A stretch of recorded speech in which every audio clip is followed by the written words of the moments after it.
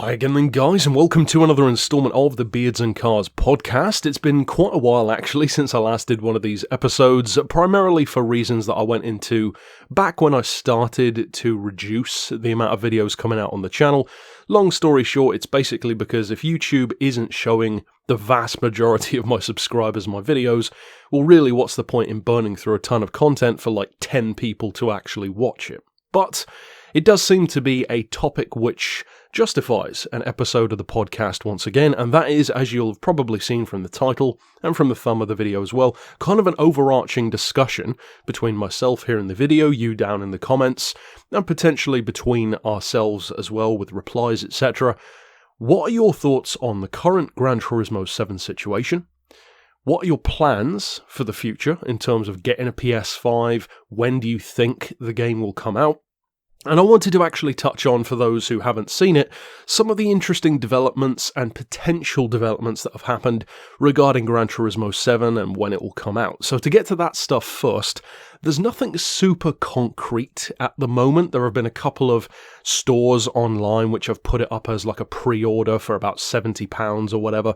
Those ones, you know, you see that fairly often, so there's no guarantee that that's actually legit. Sometimes they just get it wrong, sometimes it's inaccurate.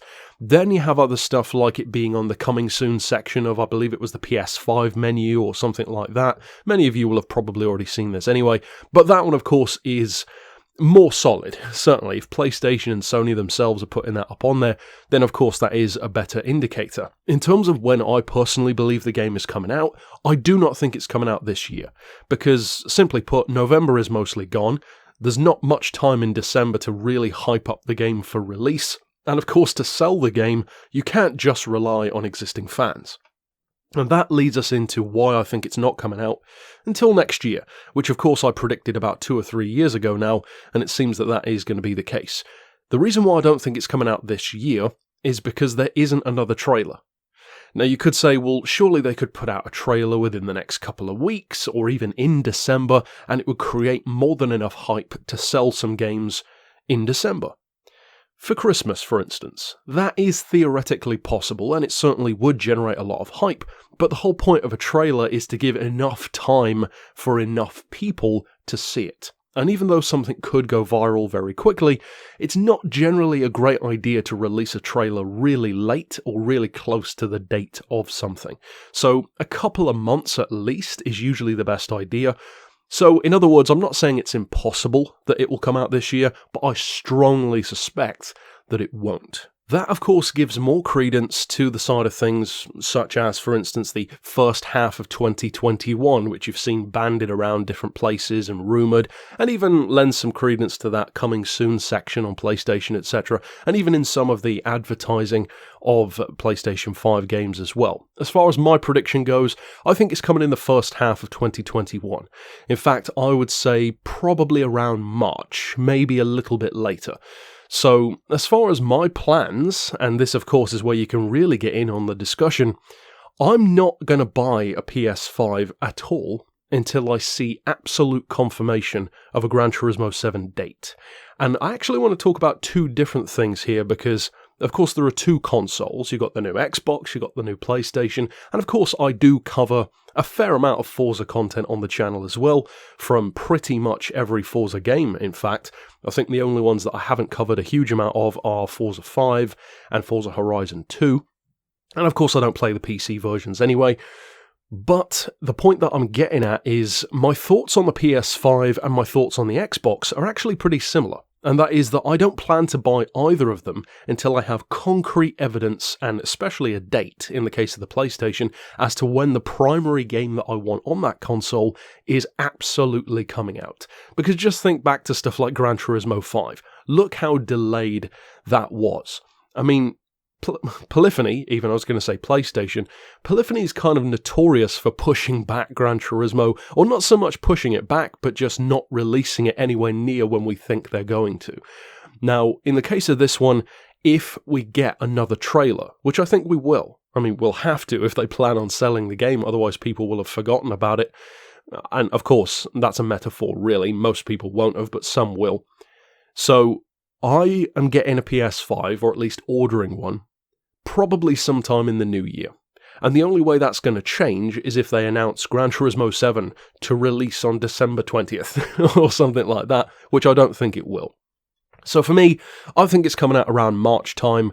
That will be when I get a PS5. A lot of people have reported issues with PS5s at the moment. Some people haven't received their delivery from Amazon at all. Some have received empty boxes, toys in place of the PlayStation, just completely wrong orders.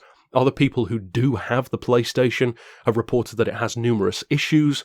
That's not a surprise from a brand new console. It's always going to be an issue, and most of the consoles that I've purchased don't tend to be the first editions. I more often than not get them a little bit later.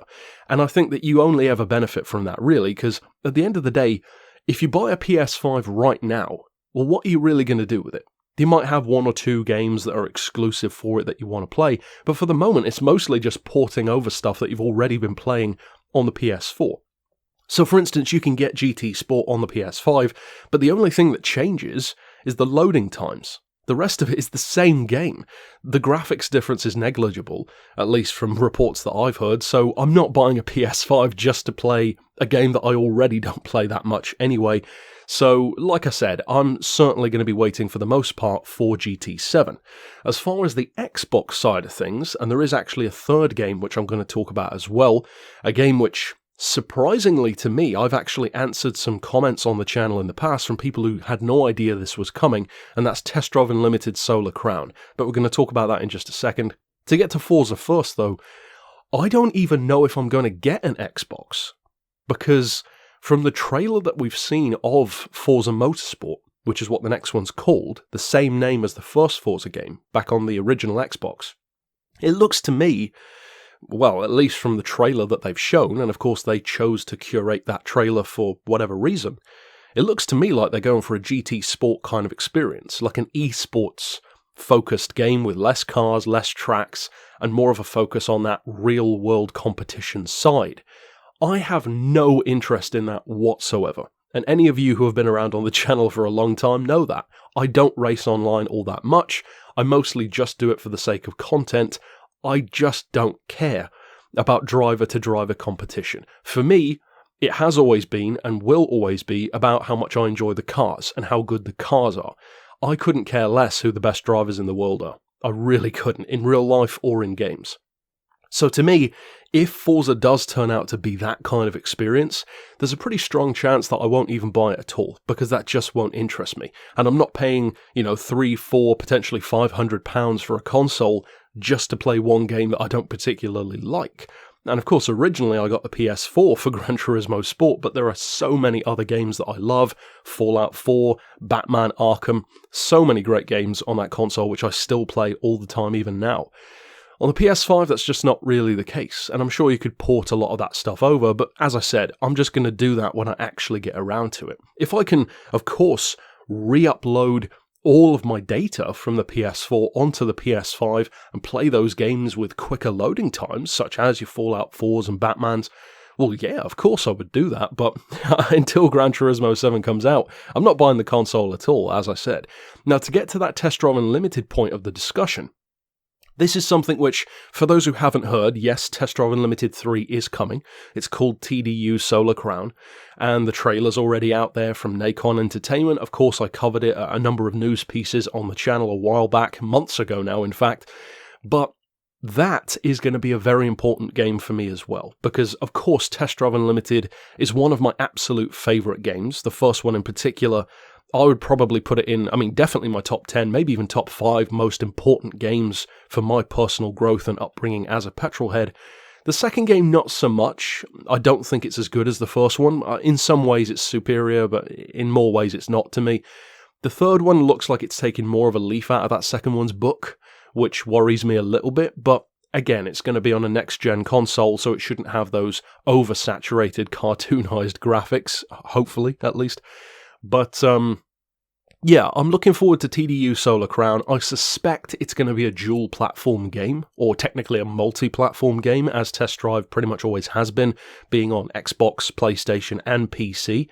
And, the first one, you could get it on PS2, PS3, Xbox 360, PC. It was even on the PSP, and I have it on there as well. The second game, I think not so much. I think that was just Xbox and PlayStation. I don't know if that one was on PC. This third one, doubtless it will be on both the Xbox and the PlayStation. It's one of the great things about Test Drive. It's a fully encompassing game across consoles. To me, though, again, I probably wouldn't buy an Xbox for it. So to me, if I can get TDU Solar Crown on the PS5, then I'll probably be just sticking to a PS5.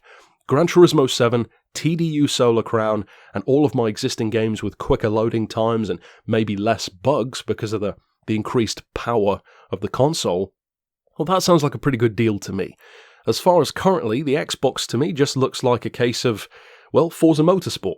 And I'm not buying a console just for that, as much as I love Forza. So that's my plan overall, and my rough, guide to those who haven't been keeping up with the news as to some of the rumours, etc. I think a lot of those rumours would be unwise to base your feelings on.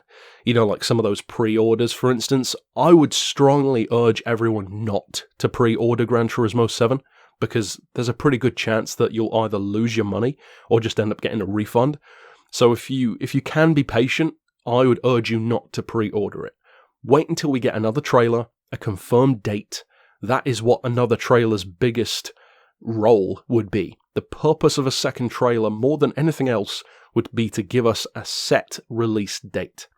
And I think that's one of the reasons why they haven't done a second trailer already. They've just been reusing a lot of the same footage. And we've had a few pictures and screen grabs here and there. For instance, the Porsche 917. We've seen a couple of different circuits. Willow Springs has been seen for the game here and there. So yeah, we've had some, extra confirmation. We've seen a little bit more of Trial Mountain through some of the promo pics. But again, we haven't really seen anything that fresh compared to what we already knew from the other trailer. So until we get another trailer, I would strongly urge you, as I said, not to pre-order anything. And as far as I'm concerned, like I said, I'm waiting for a set date on that one before I even think about buying a PS5, by which time they should be a little bit cheaper. I mean, they certainly won't be more expensive by that time. They should have ironed out some of the bugs with updates or firmware, whatever. And as far as TDU Solar Crown, well, that's harder to say. We don't really know when that one's coming out. I'm also hoping that the PS5 will run games like Ride 4 and maybe Project Cars 3 a little bit better. Ride 4 in particular, which of course I did a review for. I love a lot of things about that game. I don't like a lot of things about that game, and one of the main things that I don't like, in fact, even though I've got like 90% of all the PlayStation trophies in it already, I don't even play Ride 4 anymore because the game is very buggy. In fact, it crashes almost every time I'm in an endurance race on any track. As soon as I pit in to change tyres, the game freezes and I lose all the progress in that endurance race. And when the game has literal 24-hour races in it, there's not a chance I'm going to take that risk. So I'm hoping that some of those bugs will either be fixed by current updates, or, of course, the PS5's extra processing power should help in that regard. But overall, we'll have to see on that front. As far as bringing games forward, of course, that's always an exciting thing. I was admittedly very disappointed, to be honest, that it's not PS1 and PS2 and potentially even PS3 backward compatible, especially the PS2. That was a very high hope for me, being able to play Gran Turismo 3 and 4 and Enthusia, a variety of other games which I'd love to feature on the channel, Tourist Trophy even.